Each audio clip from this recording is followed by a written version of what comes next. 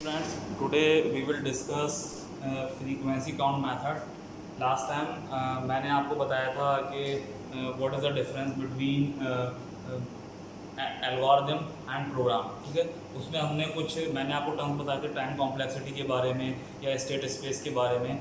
आज हम डिस्कस करेंगे कि हमारे पास सपोज कोई एक फंक्शन दे रखा है. अब हम उस फंक्शन की कैसे टाइम कॉम्प्लेक्सिटी निकालेंगे, कैसे स्पेस कॉम्प्लेक्सिटी निकालेंगे. ठीक है, तो हम एक फंक्शन के थ्रू देखेंगे. मेरे पास एक फंक्शन है सम जिसके अंदर हम एक एरे के n नंबर ऑफ एलिमेंट्स की एरे को ऐड को करने के लिए एक फंक्शन लिखेंगे. उसको हम देखेंगे उसकी टाइम कॉम्प्लेक्सिटी आप कैसे निकालोगे. ठीक है, लेट से मेरे पास एक एरे है ए, ठीक है, जिसके अंदर n नंबर ऑफ एलिमेंट्स हैं. इसका नाम है ए. ठीक है, मेरे पास एक फंक्शन है, एक एल्गोरिथम है जिसके अंदर मेरे दो पैरामीटर हैं a, n. a is the name of the array and n is the number of elements. ठीक है,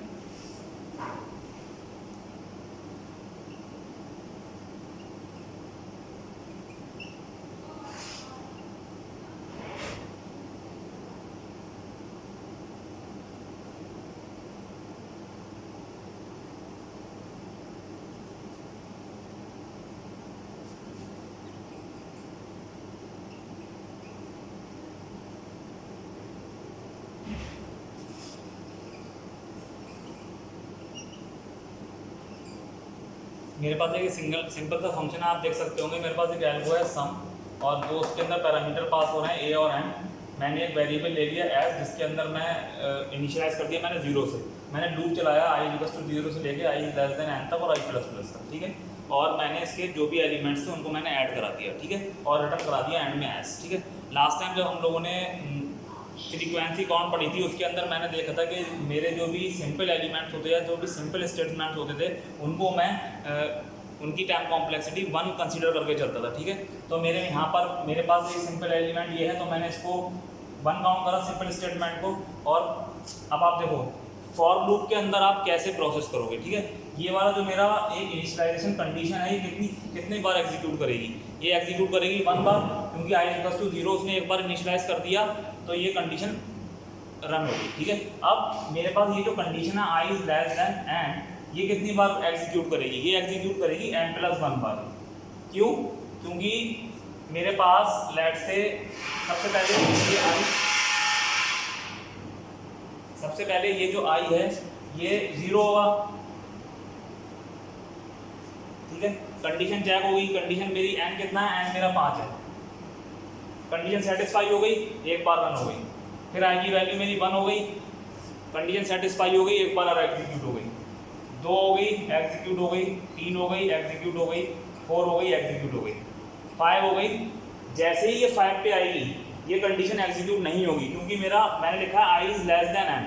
i should be less than. अगर मैं इक्वल टू लिखता तो ये भी एग्जीक्यूट होती, बट मैंने यहाँ पर लिखा i n, तो ये यहाँ पर टर्मिनेट हो जाएगा. बट ये फंक्शन ये जो कंडीशन है वो चेक होगी एक बार, इसलिए n+1 बार ये एग्जीक्यूट होगा.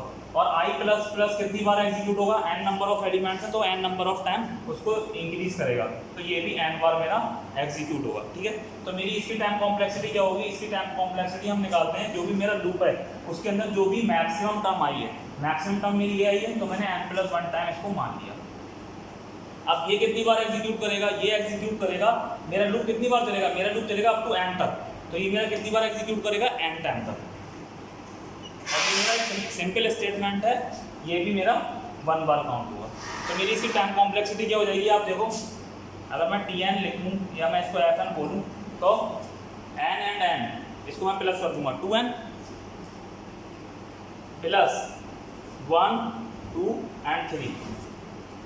इसकी टाइम कॉम्प्लेक्सिटी क्या हो गई, ऑर्डर ऑफ n. हम जो भी मेरी n की पावर होती है, अगर स्क्वायर होता तो ऑर्डर ऑफ n² होती, क्यूब होता तो ऑर्डर ऑफ n³ होती. इसकी मेरी पावर 1 है इसलिए ऑर्डर ऑफ n है. ठीक है, अब हम इसकी स्पेस कॉम्प्लेक्सिटी देख लेंगे. स्पेस कॉम्प्लेक्सिटी कैसे होगी. स्पेस कॉम्प्लेक्सिटी के अंदर आप मेरे पास इसके अंदर कौन कौन से वेरिएबल हैं. इसके अंदर एक वेरिएबल है a, एक वेरिएबल है s, एक वेरिएबल है i और दूसरा वेरिएबल है n. ठीक है, a मेरा कितने एलिमेंट है n, यानी कि इसका n हो गया, n मतलब n नंबर ऑफ बिट्स हो गई इसके अंदर। ये मेरी सिंगल बिट है, सिंगल एलिमेंट है, i मेरा सिंगल है, ये मेरा सिंगल है, ठीक है। तो इसका कितना हो गया, इसका एस फंक्शन हो गया Sn equals to n plus 3, यानी कि this is also order of n। Space complexity हम कैसे निकालते हैं, मेरे पास जो भी एरे हैं या जो भी वेरिएबल हैं उनको मैं काउंट कर लेता हूँ। This is how you will calculate the time complexity and space complexity. एक हम और फंक्शन देखेंगे जिसके अंदर मेरे नेस्टेड लूप हैं, मतलब लूप विद इन लूप। तो उसके अंदर हम आइडेंटिफाई करेंगे कि अगर लूप मेरा एक के अंदर दूसरा लूप है तो वो कैसे टाइम कॉम्प्लेक्सिटी निकलेगी, ठीक है। Let's see next example.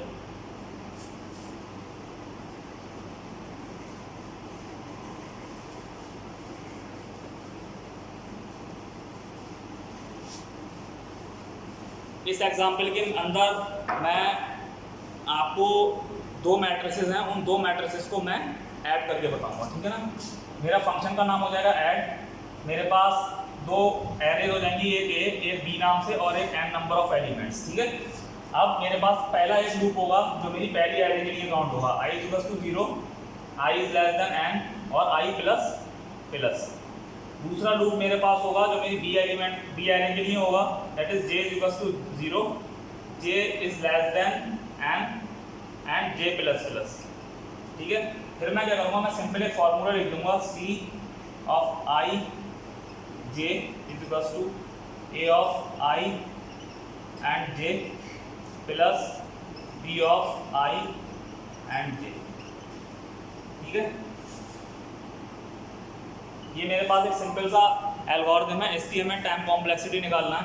अब देखो मेरे पास ये 1 टाइम एग्जीक्यूट होगा, ये n प्लस 1 टाइम एग्जीक्यूट होगा, ये n टाइम एग्जीक्यूट होगा। तो ये टोटल कितनी बार इसकी टाइम कॉम्प्लेक्सिटी रहेगी, इसकी कॉम्प्लेक्सिटी रहेगी n प्लस 1। अब इस लूप के लिए ये कितनी बार एग्जीक्यूट होगा, ये एग्जीक्यूट होगा n bar, and this also will execute for n times. अब इस लूप की बारी आएगी, ये 1 टाइम एग्जीक्यूट होगा, ये n प्लस 1 टाइम एग्जीक्यूट होगा, ये n टाइम एग्जीक्यूट होगा, यानी कि ये n into n plus 1 execute होगा। n पहले ही एग्जीक्यूट हो चुका है, ठीक है। ये इसके लिए ये भी n टाइम होगा, यानी कि ये हो गया आपका n। अब हम क्या करेंगे, अब हम देखेंगे कैसे एग्जीक्यूशन निकलेगा। देखो आप इसका tn क्या बनेगा, n square 2n square n and n 2n plus 1 which is order of n square, ठीक है। इसका स्पेस कॉम्प्लेक्सिटी कैसे निकलेगी, स्पेस कॉम्प्लेक्सिटी की आप देखो, मेरे पास एक वेरिएबल है a, एक एरे है a, दूसरी एरे है b, तीसरी एरे है c, एक वेरिएबल है n, एक वेरिएबल है i, एक वेरिएबल है j, ठीक है। ये मेरा एग्जीक्यूट होगा क्योंकि स्क्वायर मैट्रिक्स है, तो मेरे पास n square, this is also n square, this is also n square, n is 1, j is 1, i is 1। तो ये क्या हो गया, विच इज, सबको मैं प्लस कर दूंगा, 3n स्क्वायर प्लस 3, यानी कि स्पेस कॉम्प्लेक्सिटी मेरी क्या निकली, order of n square. So this is how we will calculate the time complexity और space complexity of any function. मैंने आपको सिंपल लूप का दिखाया, मैंने आपको नेस्टेड लूप का दिखाया। हम आगे जब क्लास करेंगे तो उसके अंदर हम टाइम कॉम्प्लेक्सिटीज़ और देख लेंगे। इसलिए इस वीडियो के लिए इतना ही। Thank you for watching.